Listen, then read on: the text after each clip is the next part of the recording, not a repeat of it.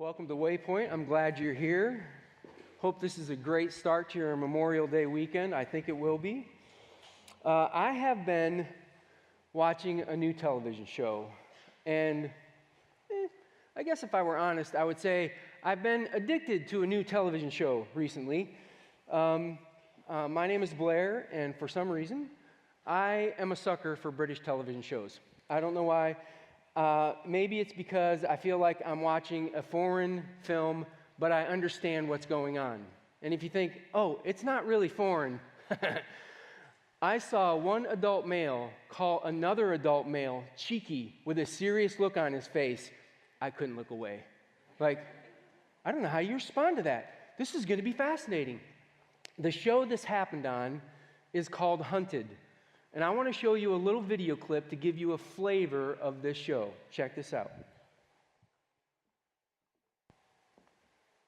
To go on the run from a team of expert hunters.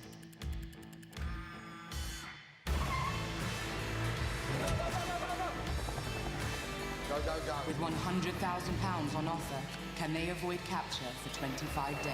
You'll just have a good hit. I love this one.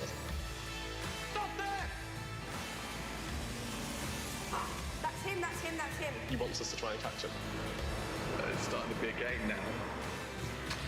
Stop! We haven't got a clue where they are. Hunted returns Thursday, 4th of January at 9 on Channel 4. The show starts with these fake fugitives being let out of a van in the middle of a city in London. It's a different city every time. There's a helicopter overhead tracking them, and there are 3 teams of hunters in vehicles converging on their location. They have to evade capture and stay hidden anywhere in the country for 25 days. So, and if they do, they win some money. So it's a giant game of hide and seek, but the stakes are pretty high. The people in the helicopter, in the cars, have a main central hub where the people who work in that hub, and there's a bunch of them, they say this. I'm using their words directly. We're using the powers of the state to track these people down. And what they mean by that is they'll track your cell phone. They'll listen to every cell phone call that you make. You get smart and you're like, okay, that's fine. I'll use a family cell phone. They're listening to that one too. They're tracking that one. In England, all the CCTVs are tied together and they can use it for facial recognition. They can see you on a street somewhere walking around. They can find the car that you got into. They can pull up the license plate, find the GPS for that car, and track where it's going. They go after these people hardcore. And you would think with a whole nation of England to hide in, you could make it for 25 days. Most people get caught.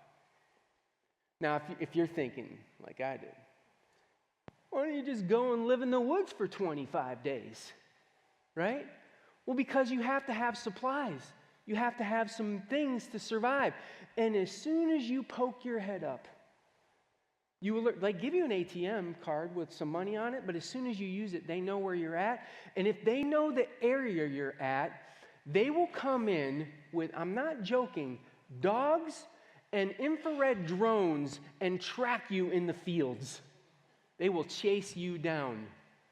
Now, as I've watched this show, I've watched 2 common responses to this level of surveillance. One, almost everyone on the show becomes paranoid. They don't know who they can trust.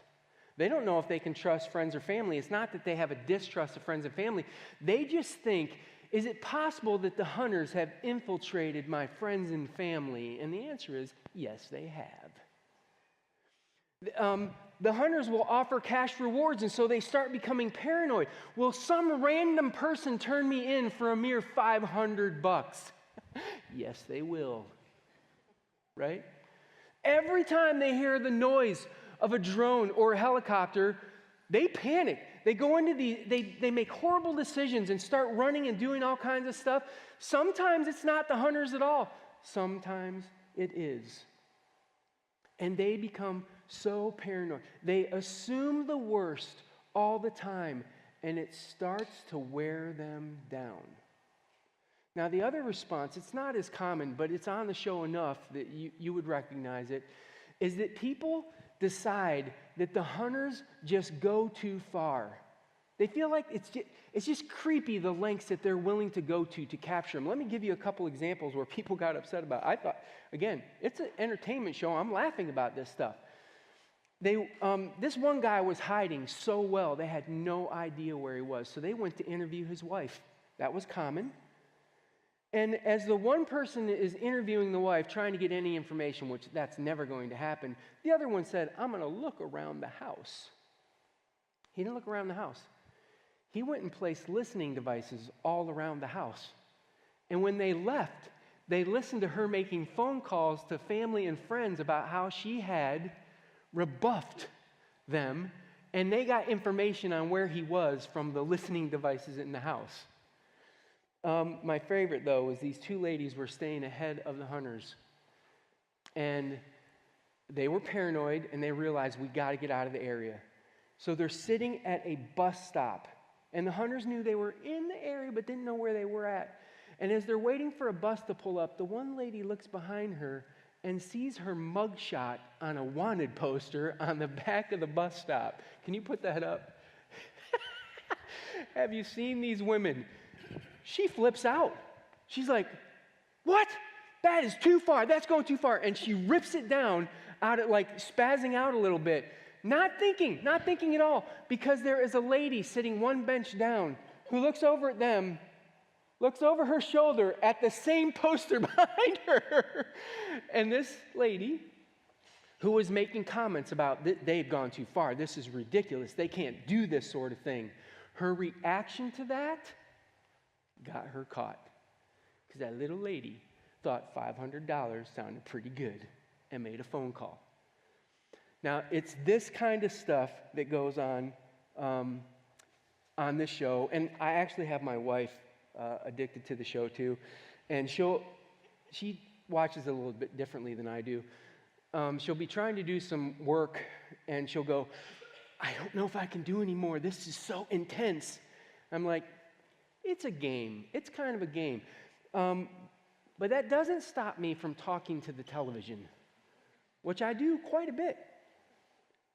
What are you doing? Don't make that call. Don't go there. Why are you making that choice? Don't put that post on Facebook. Are you insane? You're revealing your position. They never listen. Not once. They never listen. What I figured out is that I'm trying to figure out what I would do if I was in their situation. Want to know the truth? I kind of am. And so are you. In a couple ways. The modern technology that we've been accustomed to, that we use on a regular basis, tracking us has become common. It's just normal. Around every Christmas, Thanksgiving time, my oldest son, who works in IT, gives our family the lecture, where he's like, why do you have these apps on your phone? You should not have that app on your phone. It tracks everything about you. It sends that information to somebody, and they know what to try to sell you. You should not have it on your phone. Why do you have that map on your phone, that map one on you? You got to get this one because they track everywhere you go. They have patterns of your travel, and they sell that to retailers to try to appeal to you. Like he goes on and on and on, and you begin to wonder, do I have a phone or a tracking device? It's a tracking device. Is mostly what it is. You pay for a service where they turn you into the product and they sell you. And you know why I hear this lecture every year? Because I don't do a thing about it. I don't care, right? I know they're doing it. We all know that. You all know this is happening. How many of you have done a search on your computer, and after you do that search for the next 2 weeks, you see an ad for that thing you look for on the sidebar? How many of you have just been having a conversation about something that you're thinking about buying, and Alexa or Siri, they're evil, Alexa or Siri are listening to you and start feeding that stuff onto your phone. How many of you have had that experience? Can you raise your hand? Yeah. Yeah. I bet you none of you have done anything about it. We just know that's the way it is, right? We kind of have accepted that there's going to be some surveillance of us, and we don't care. Well, I will tell you this. It's child's play. The modern technology that you have in your pocket, the powers of the state that they can leverage to track you down, child's play. It's child's play in comparison to a type of tracking that happens in your life on a daily basis. The powers of the state, you might be able to avoid for a little while. It's difficult, but you could do it. But these powers, impossible. You can't. You can't avoid them at all. Know where you are, know what you're doing, know what you're thinking, know everything about you. In fact, David wrote about this. In Psalm 139, he wrote a whole chapter about how God intently tracks you. I want you to see what he says about some of this stuff. Verse 2 of Psalm 139 says, "You know when I sit and when I rise. You perceive my thoughts from afar." Verse 3, "You discern my going out and my lying down. You're familiar with all my ways." God knows the details of your day. Like, are you lying down? Are you standing up? Are you walking? Are you doing something? He knows what your thoughts are. He knows the things that you're facing that day, and he's aware of all of it. He has that level of information on your life. By the way, this is David who's writing this. God said about David, he's a man after my own heart. And we know David had a great relationship with God in that way, but we also know that David committed murder to cover up adultery. And he's admitting all of this not hidden from God. He knows it all. He goes on, verse 4. "Before a word is on my tongue, you, Lord, know it completely." Before David can speak, God knows what he's going to say. I've had people say to me before, "I knew what you were going to say." And sometimes I believe them. I think that's true. And other times I think, "No, you didn't. I didn't even know what I was going to say. It just spilled out." God doesn't have that issue. It's not only that he knows what you're going to say. He knows the motivation behind it. He knows the intent. He knows all the things that built together to make those words come out of your mouth. He knows when you're about to heal. He knows when you're about to wound. He knows your words. Verse 7, "Where can I go from your spirit? Where can I flee from your presence?" The thought of hiding from God? Impossible. He points that out in verse 8. "If I go to the heavens, you're there. If I make my bed in the depths, you are there." Doesn't matter where you go. I'm with you. I know where you're at. I know what you're up against. In fact, I love this. I think this is beautiful. Verse 12. "Even the darkness will not be dark to you. The night will shine like the day, for darkness is as light to you." Have you ever been in a place where you couldn't see around the next corner of your life? And it felt unsettling because you didn't really know how things were going to go or work out. And it felt like you were in a dark place, a dark moment. Or maybe for you, you really are in a dark place.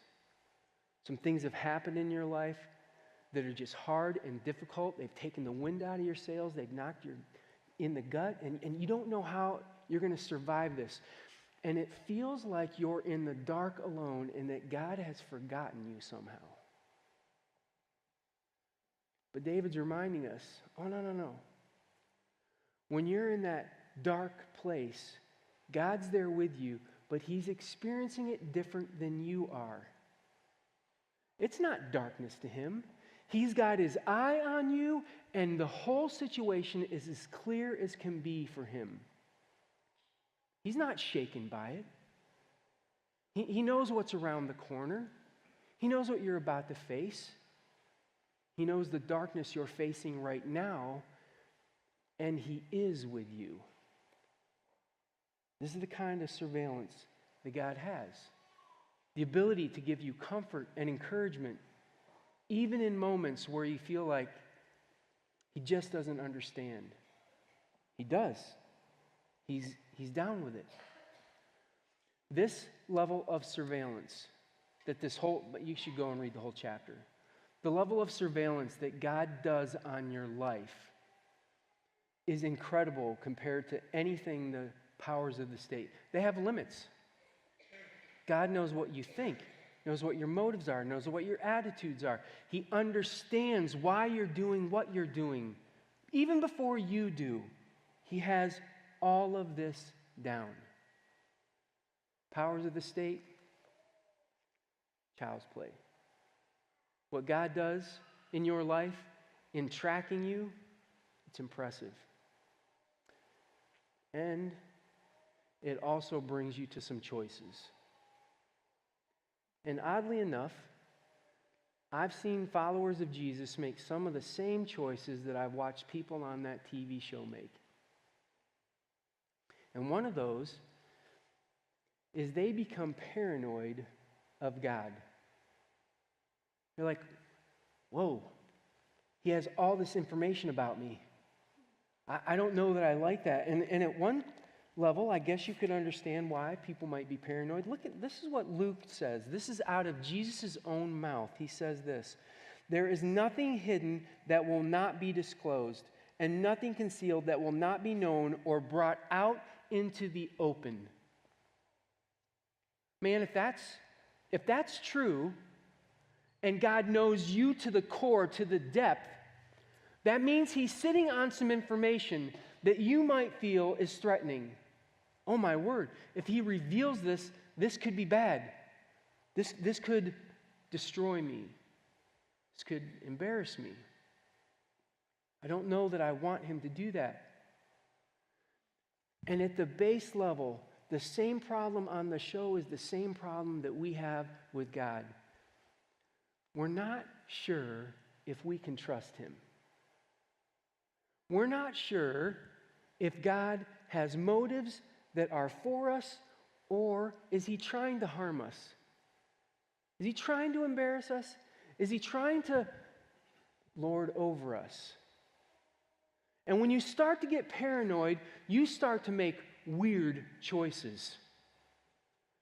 Because you're afraid that if you don't do the right thing, that this harm will come to you because you think at his core, God has this desire to harm. And so in your paranoia, you start making choices. One of them that I watch Christians make all the time is that they decide, instead of honoring God with their life, they're going to try to appease God.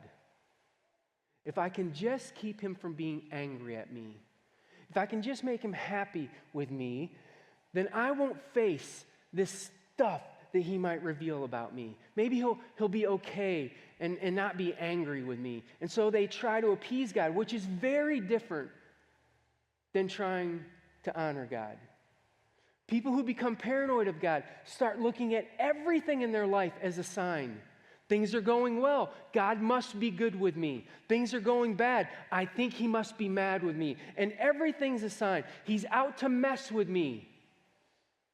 As if what should be avoided is getting on God's bad side. Do you think God has a bad side? Do you know what you would have to believe about God to be on his bad side?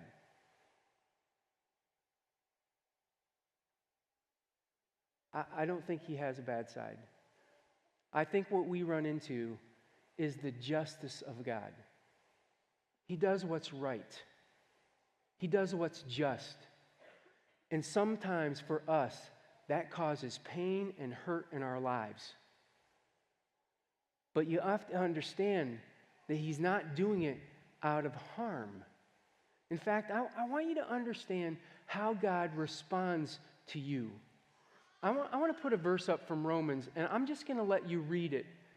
And I want you to understand that this is about you. This is not about somebody else in the room. This is about you. And I'm just going to be quiet and let you read it, and I want you to understand this is how God thinks about you.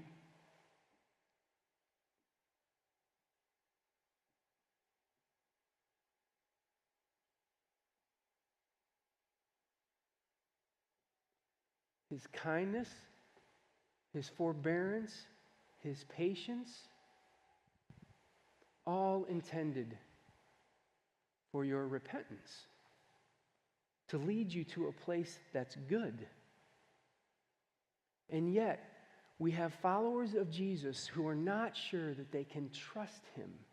And so they become paranoid and they organize their lives around appeasing Him instead of pleasing Him.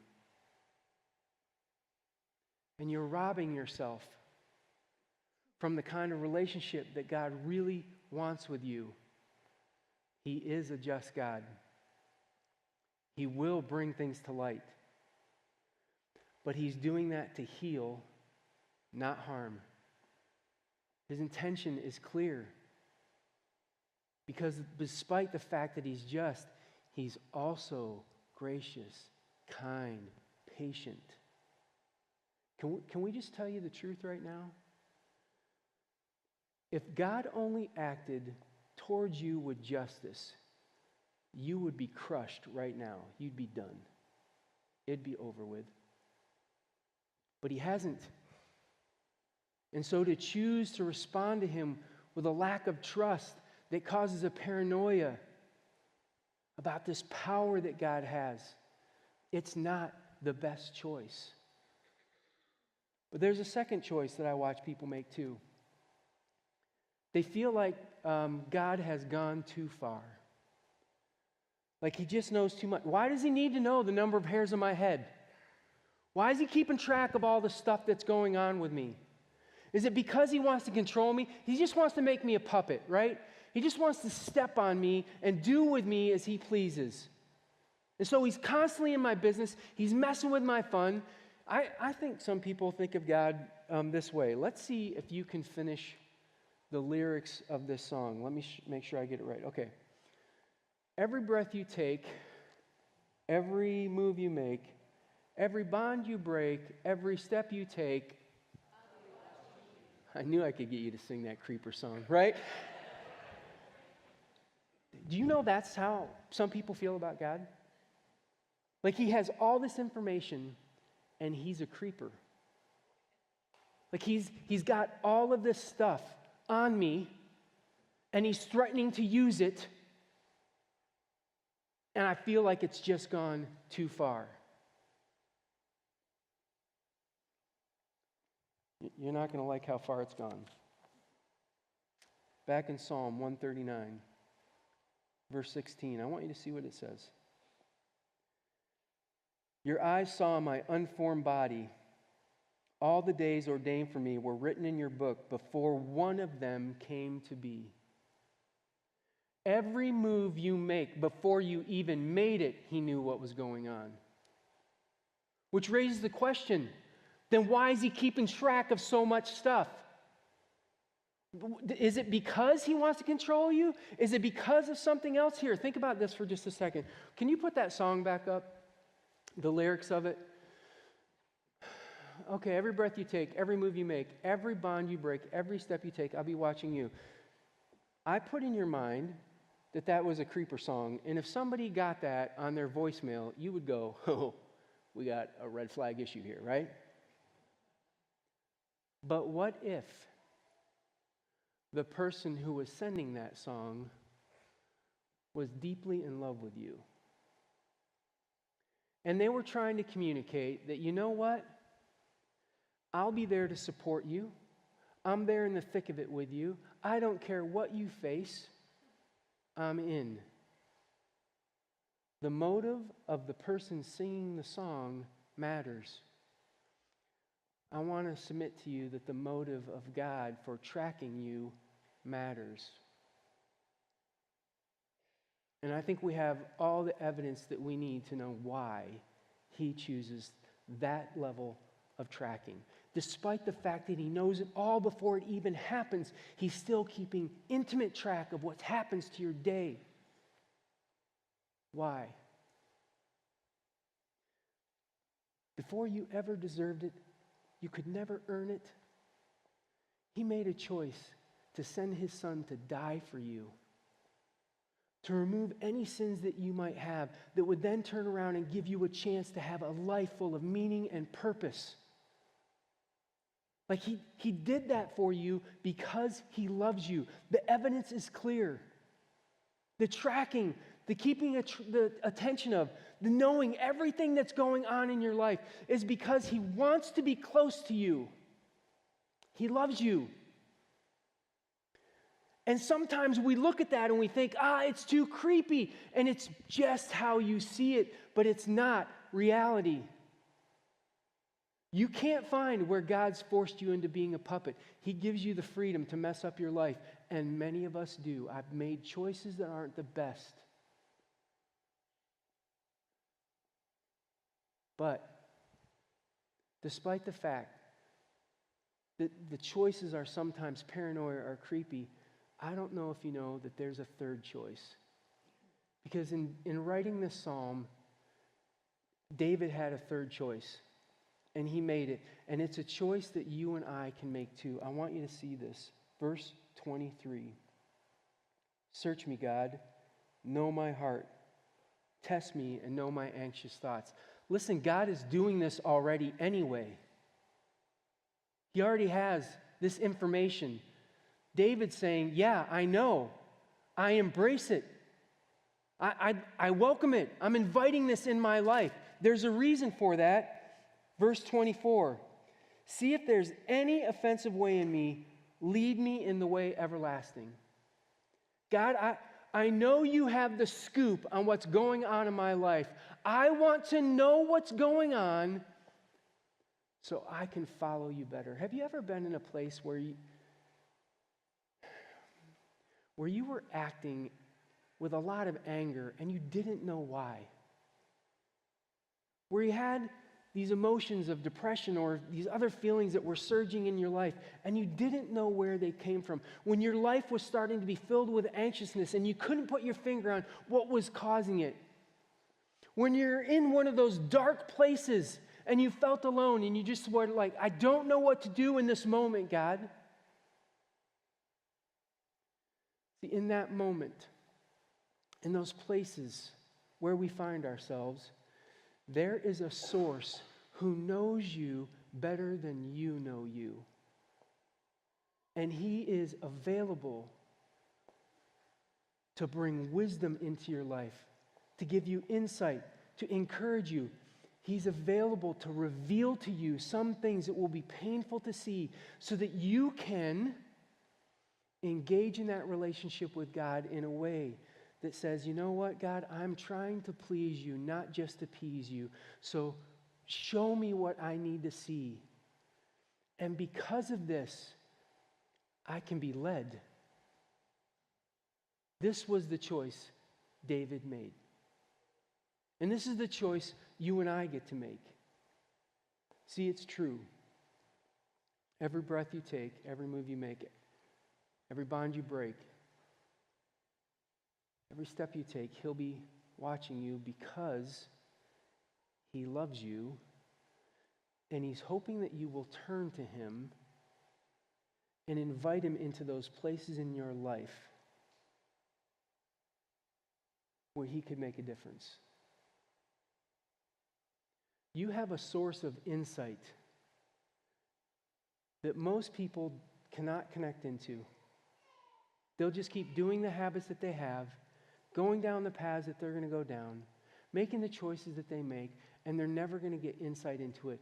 And God has that for you if you're willing to put yourself in a place where you say, search me, know my heart. Can you reveal it to me so that you can lead me? If you would do that, this level of surveillance wouldn't feel like surveillance. It would feel like protection. It would feel like love. And it's exactly what he offers to you.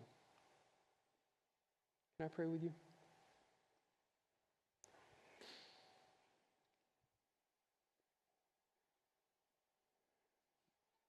God, we've become accustomed to being tracked. But sometimes when we think about you doing it, it makes our hearts nervous. We're not perfect people. We have flaws and failures in our lives. And the concern is that sometimes these flaws and failures are going to be revealed and it could harm us. But God, I ask you would help us gain a level of trust for you that would allow us to lean in,